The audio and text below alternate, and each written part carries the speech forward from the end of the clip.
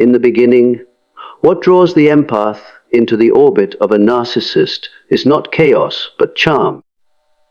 It feels like the purest form of connection, almost otherworldly in its intensity.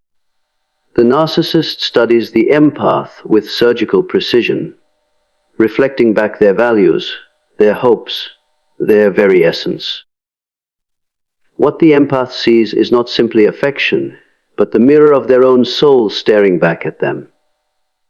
It feels like destiny. This is the stage that psychologists often call love bombing. But in truth, it is not love. It is an imitation of love, an expertly crafted mask designed to captivate. And because the empath is wired for connection, for understanding, for depth, they are uniquely vulnerable to this illusion. The narcissist doesn't love the empath in the way the empath loves. Instead, they admire what the empath represents, a source of nourishment, validation, and energy. To the empath, the relationship feels like homecoming. To the narcissist, it is acquisition. The empath sees beauty in being fully seen. The narcissist sees opportunity in gaining control.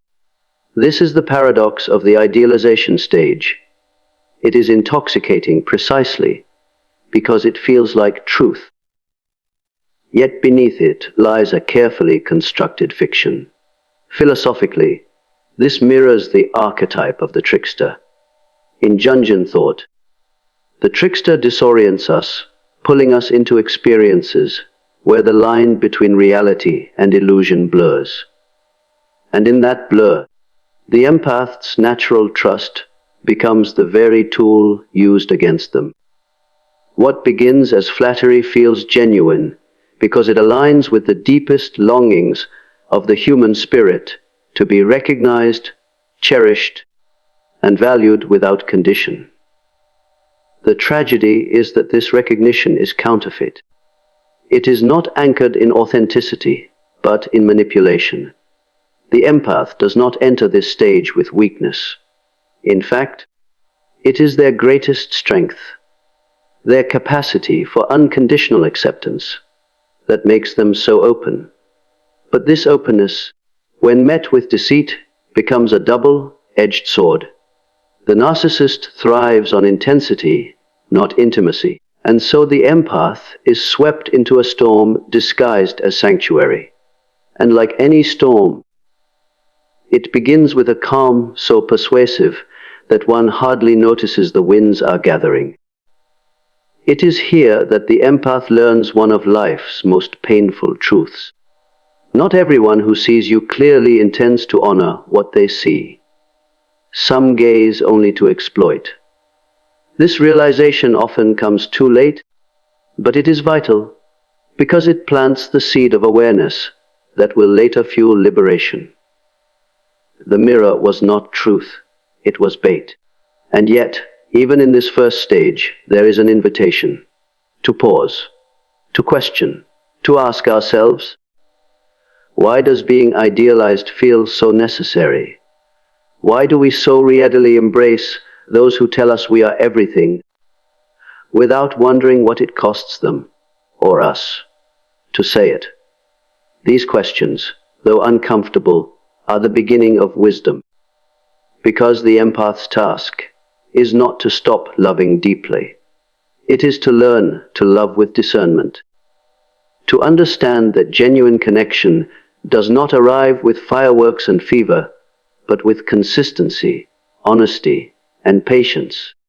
The lesson of this stage is clear. Not every reflection is reality. Sometimes, the most dazzling light is only a disguise for the darkest shadows. And it is only by recognizing this truth that the empath begins to reclaim their sight. The greatest danger is not being unloved, but being deceived into believing illusion is love. Because only when we see the difference can we truly choose freedom. After the dazzling charm of the beginning fades, the empath slowly enters a more insidious phase, one that is not marked by grand gestures, but by subtle erosions. It doesn't come all at once, it comes in fragments, in quiet manipulations, in the slow dismantling of self. What once felt like a mirror of love now begins to feel like a distorted reflection, one in which the empath questions their own worth, their own reality, their very sanity.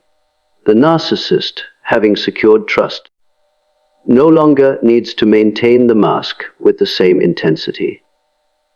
The words that once built the empath up now begin to tear them down, though never so harshly at first.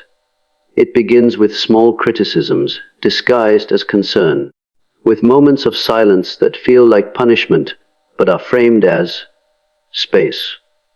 Gaslighting seeps in, the rewriting of events, the denial of words once spoken, the inversion of blame, until the empath begins to wonder if they are indeed the problem.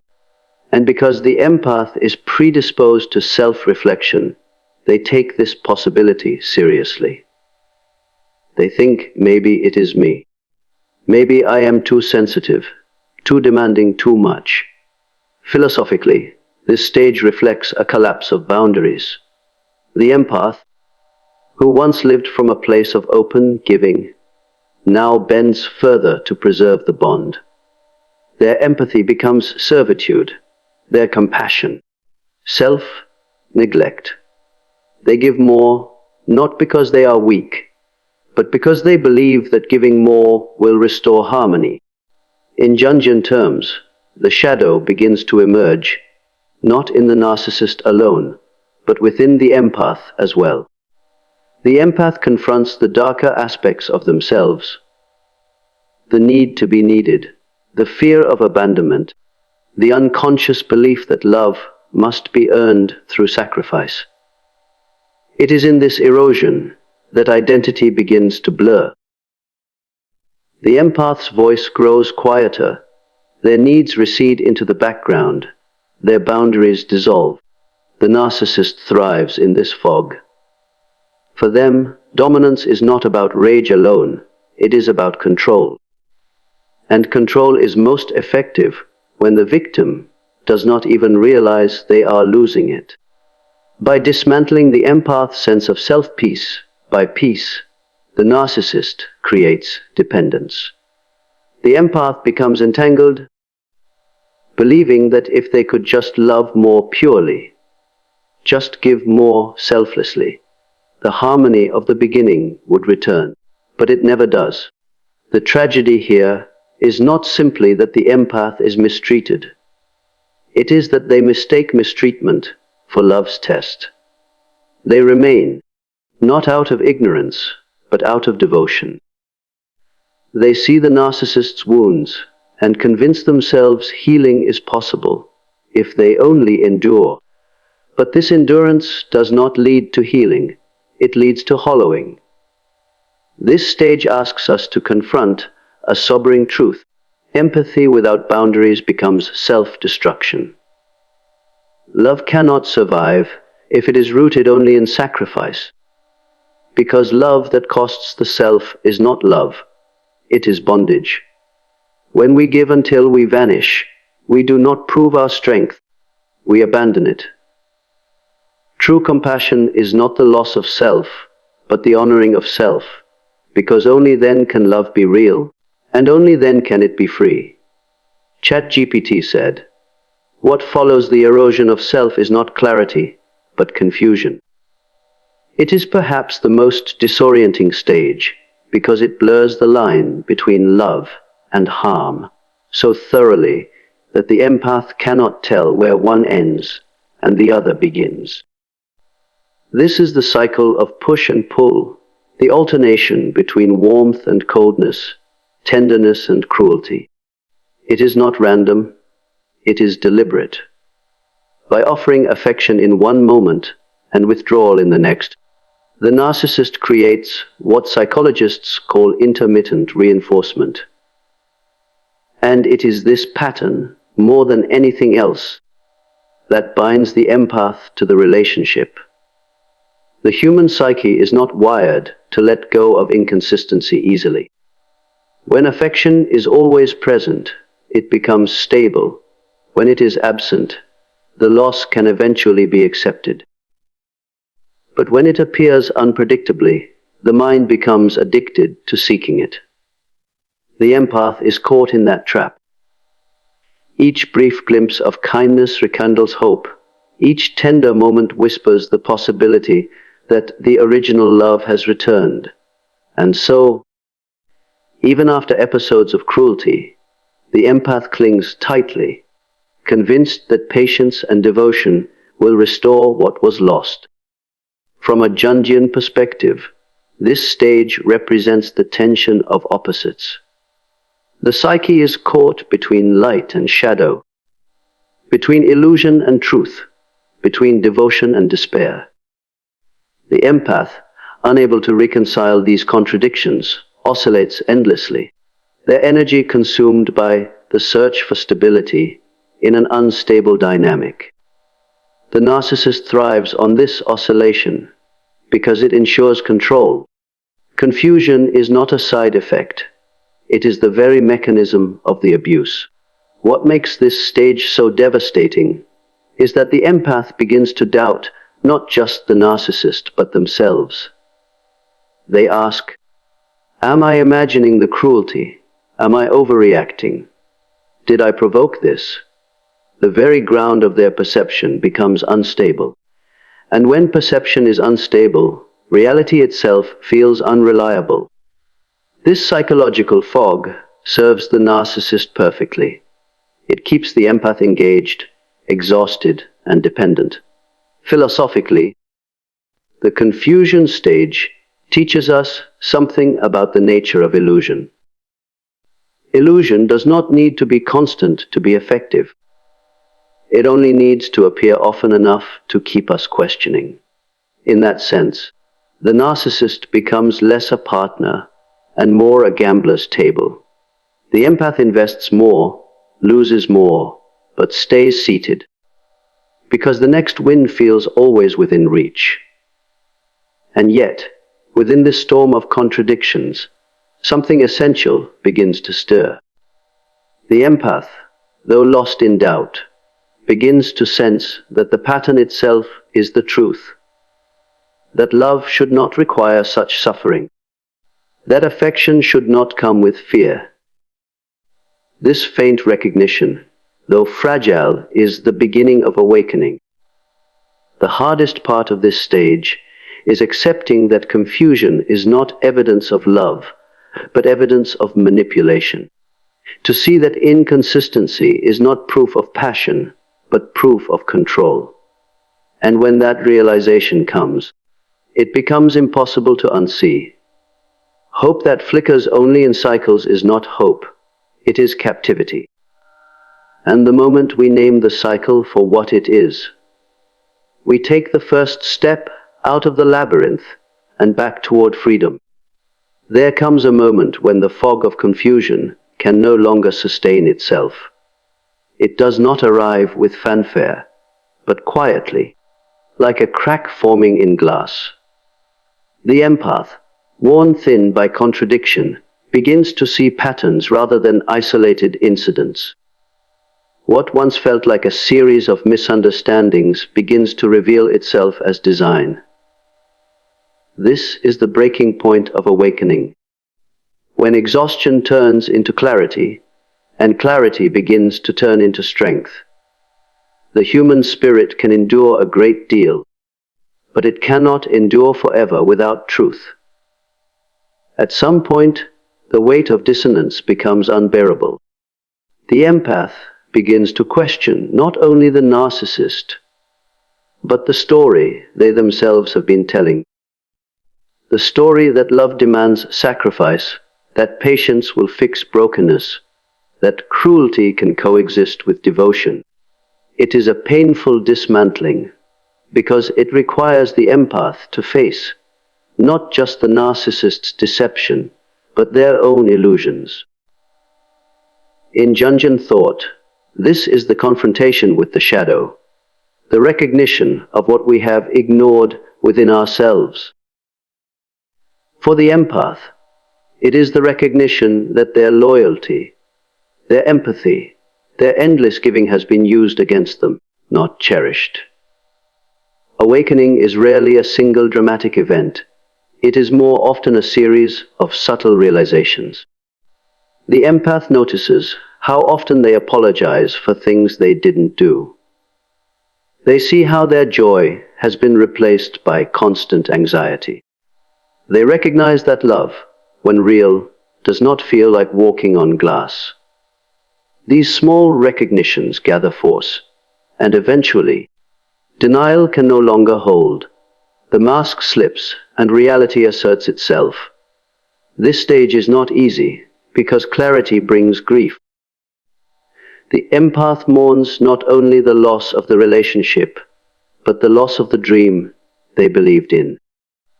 They grieve the person they thought they had found, the future they imagined, the version of themselves that once felt whole. But grief, though heavy, is cleansing. It clears the way for rebirth. It forces the empath to see that staying in the cycle is not an act of love, but an act of self-betrayal. Philosophically, the breaking point teaches us that suffering, when fully faced, transforms. Pain that is denied binds us. Pain that is acknowledged frees us.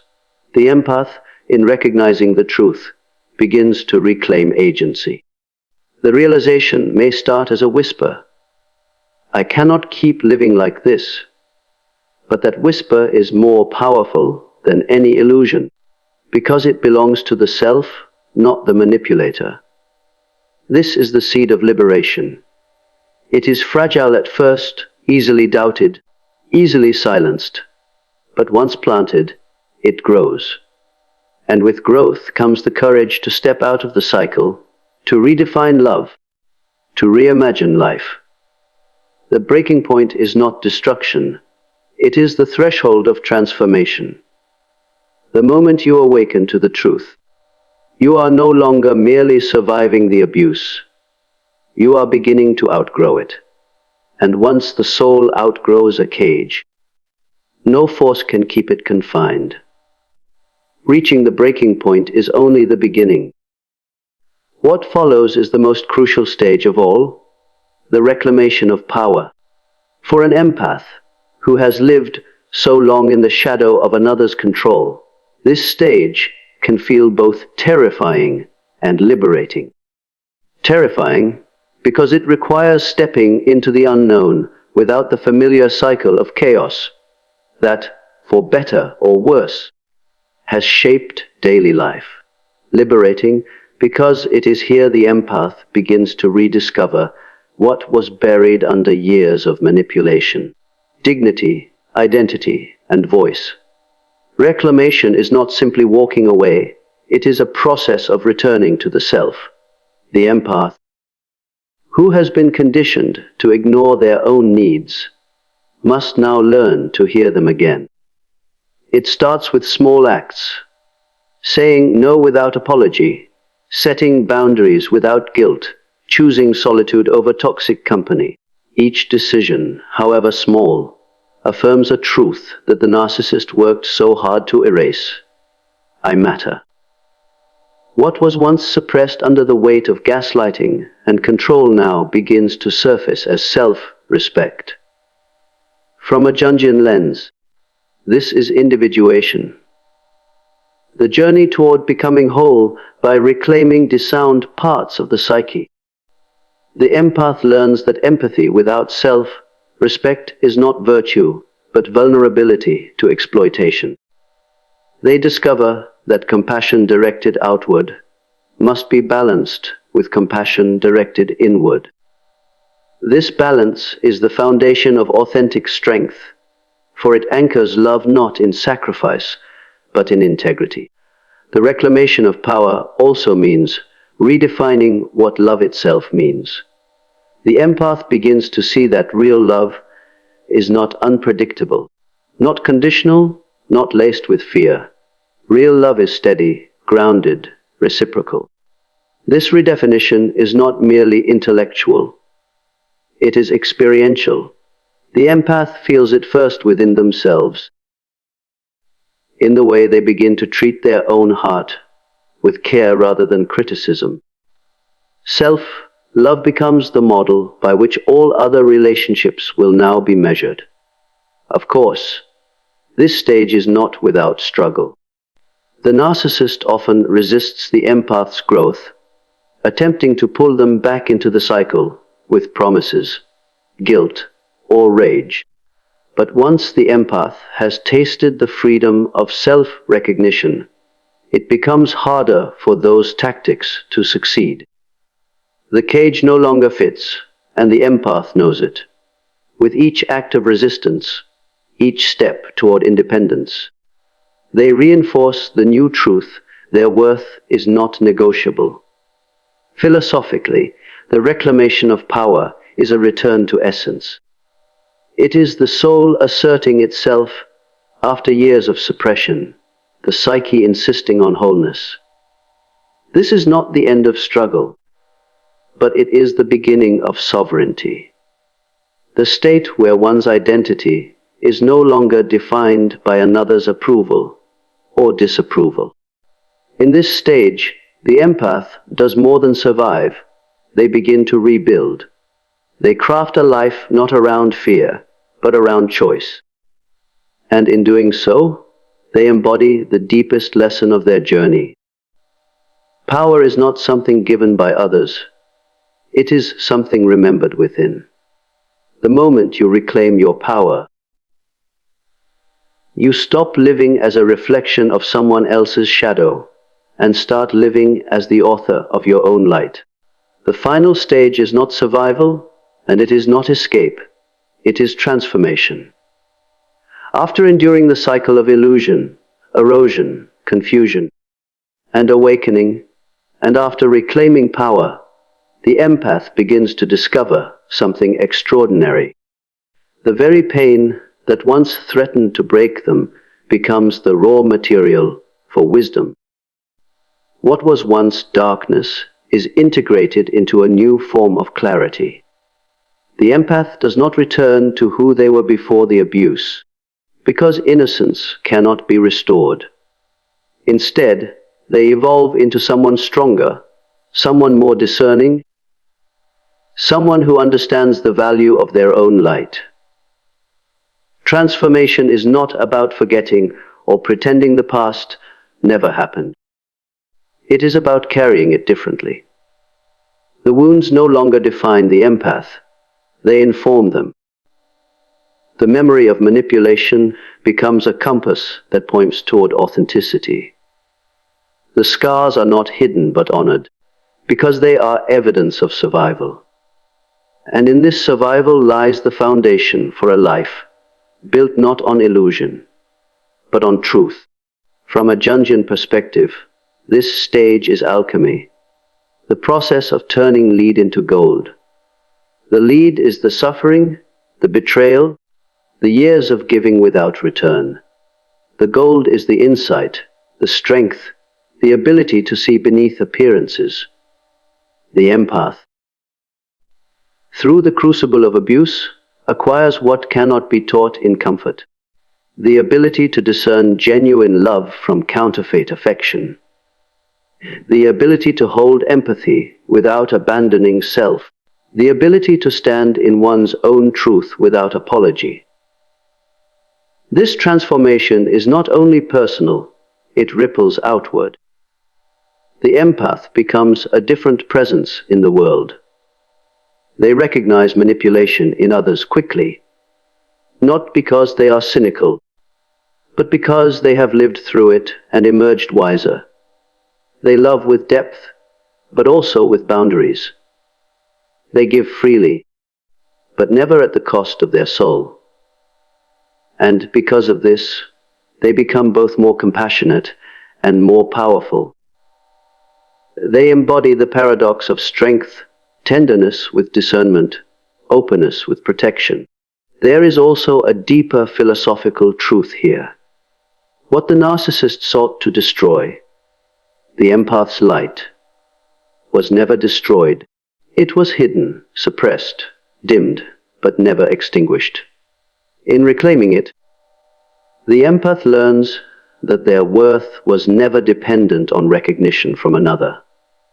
It was inherent all along. This realization is the essence of freedom, because it ends the search for validation in the wrong places. And so, the empath emerges not bitter, but awake. Not hardened, but wise. They no longer confuse intensity with love, silence with safety, or control with care. They have become someone who can stand fully in themselves and still extend genuine compassion to others. Because now it comes from strength, not from need. The greatest victory of all is not escaping the narcissist. It is becoming someone they can no longer touch. And when you transform your suffering into wisdom, you carry forward a light no shadow can ever extinguish.